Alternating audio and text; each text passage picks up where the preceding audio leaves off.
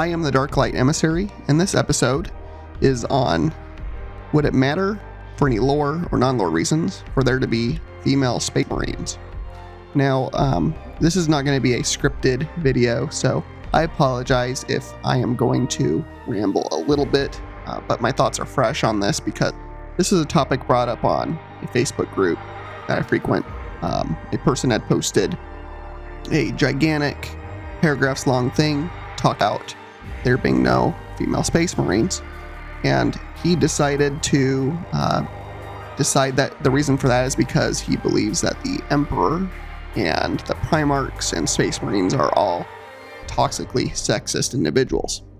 And I kind of took him to task for this because I actually do not believe this, both for lore reasons and also just out of lore reasons, that the hobby itself, I believe that Warhammer 40k as a setting actually does a pretty good job with female characters compared to a lot of settings out there in fantasy and sci-fi.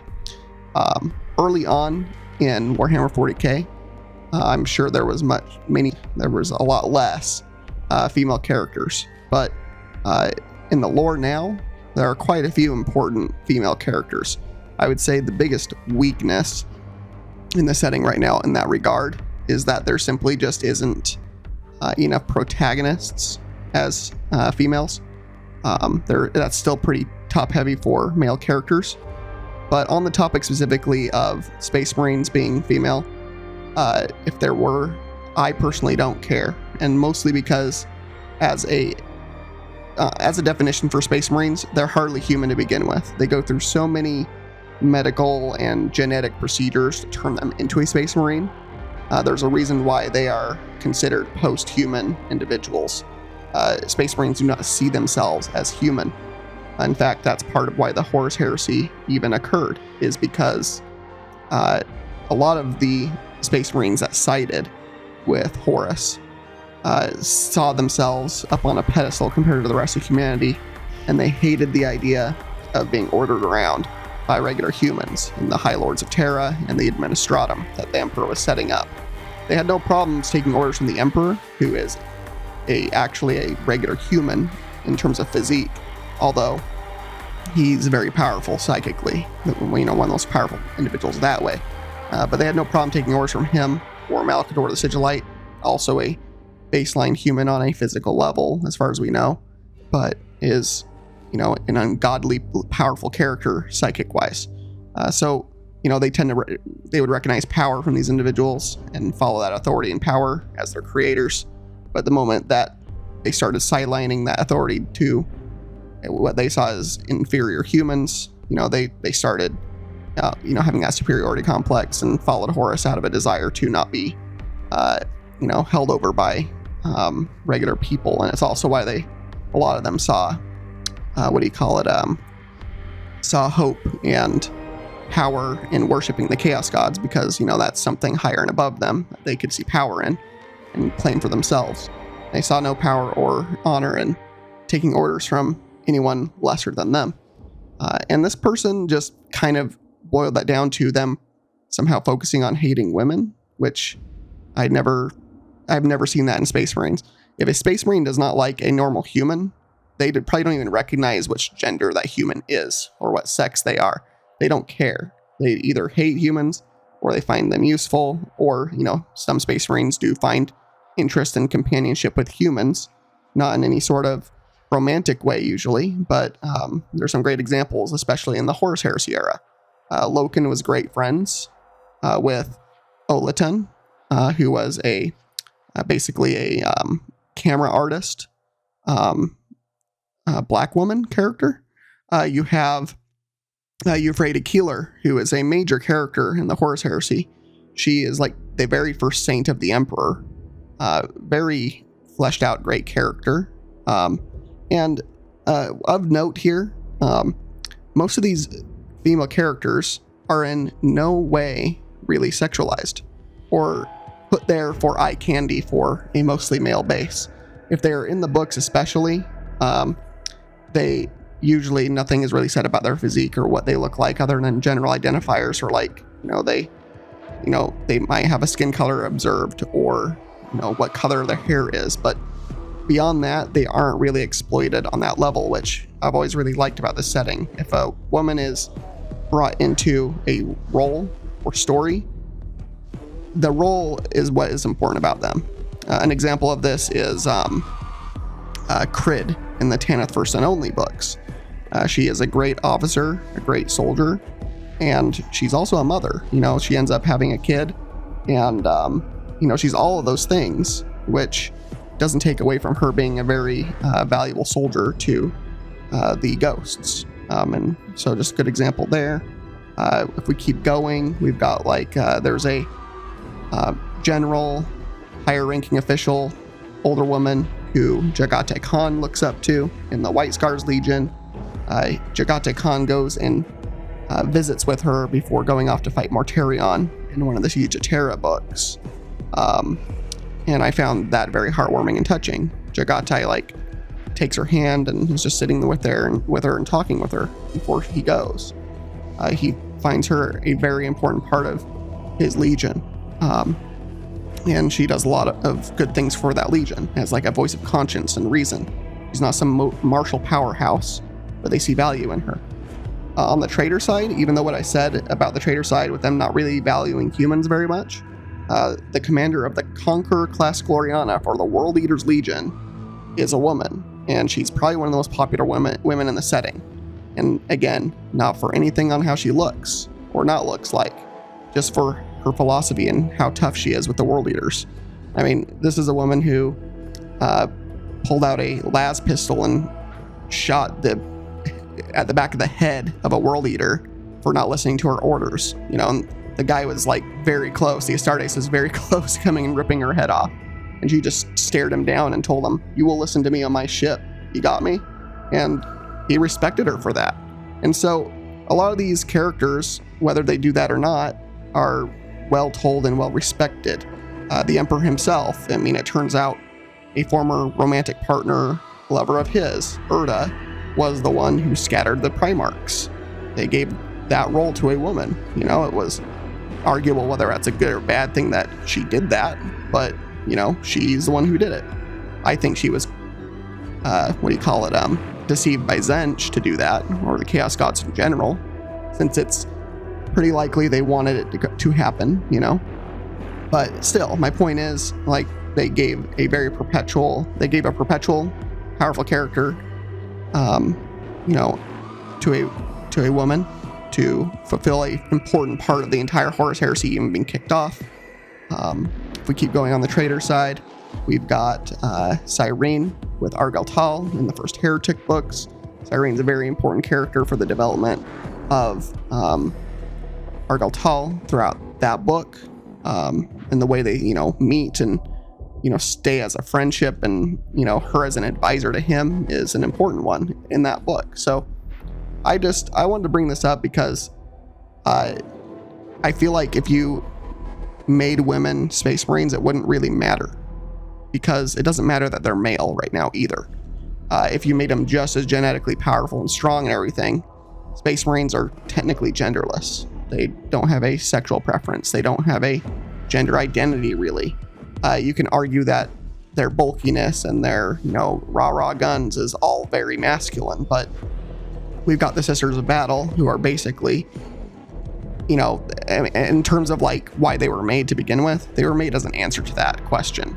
Why isn't there female Space Marines? Well, let's make the Sisters of Battle as that equivalence.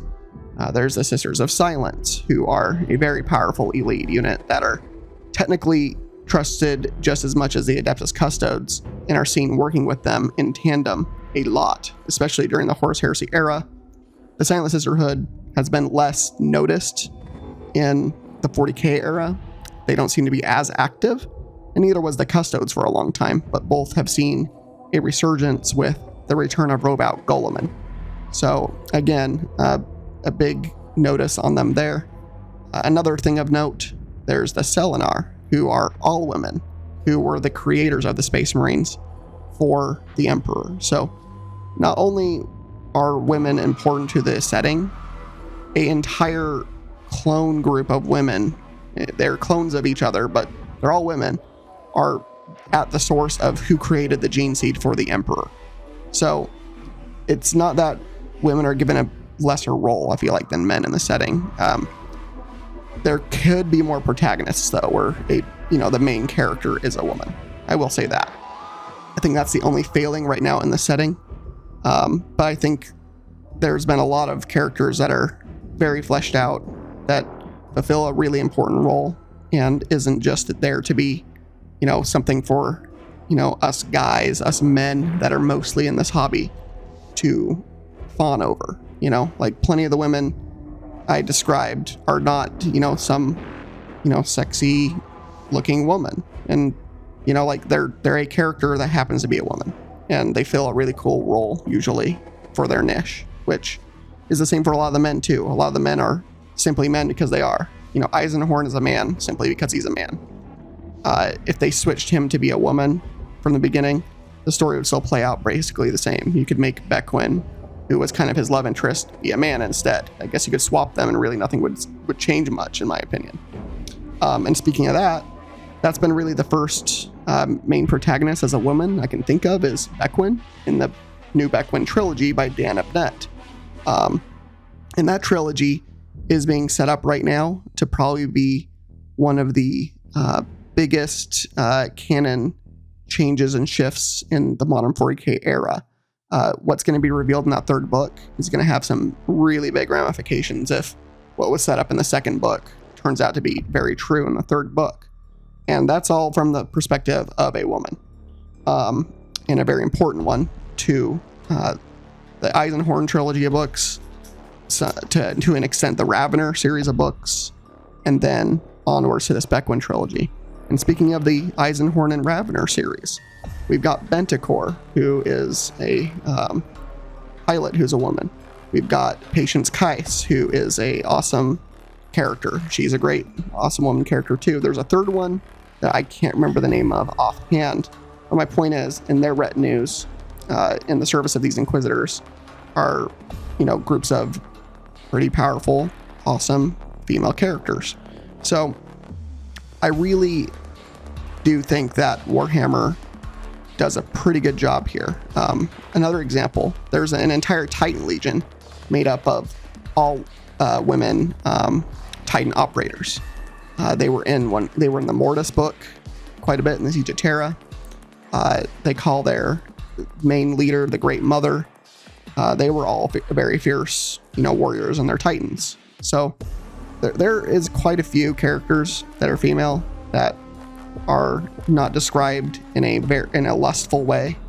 They're not there to just be, women to lust after. If they are a woman, that is simply what they are in the story usually. And, their role is, I am a Titan.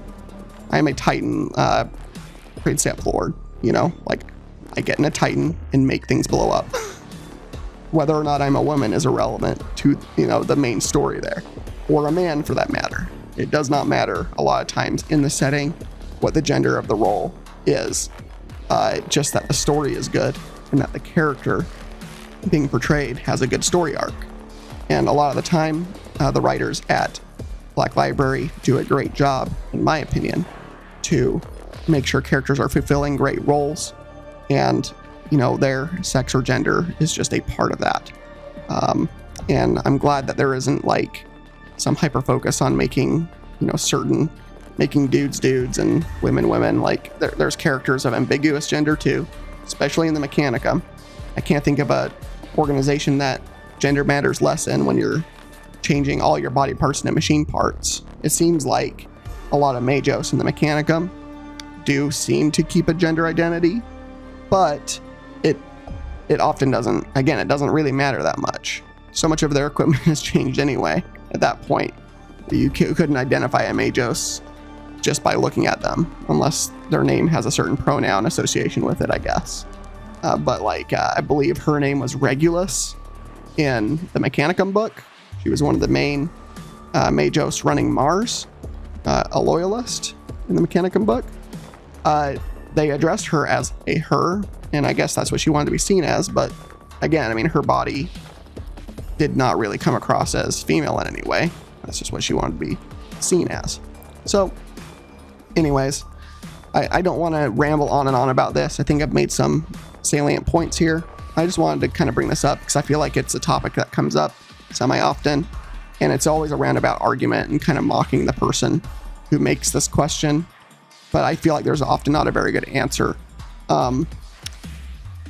Really, I think that if anything, we're getting more and more characters that are women in the setting, but in good ways. It doesn't feel forced or like, well, we got to have women characters out there now because every other science fiction universe and every other group is doing it.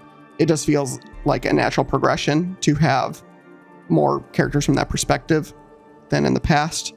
And if you are one of those people that would like to see, female Space Marines, write your own fiction with them in it. It wouldn't bother me personally. I'm sure some people would have a problem with that. There has been canon reasons given that there's incompatibility with female bodies for the types of changes that Space Marines undergo, but it's science fiction. They can change those rules up if they want to. I did talk about the difference between canon and lore in the last video, and how certain ground rules do matter. Like gravity has to exist in Warhammer. You can't get rid of gravity. I mean, there's certain things that have to be real for it to even matter to have a setting to begin with. But other things are bendable or even breakable if it makes sense to do so. So that's all I really have to say on this. I just thought it was a bit relevant right now with how things are in the setting, with certain vibes that I've been feeling from the community. Leave your thoughts in the comments below if you have any about this. Keep it civil, please. I will be removing comments if you're simply going to troll or go after each other if an argument starts. That's not permitted here. Discussion is, though. Passionate discussion's fine, but anything beyond that will be scrutinized and removed from the channel. So, as always, please bring your light into the dark places. Please like and subscribe if you'd like to hear more content from me.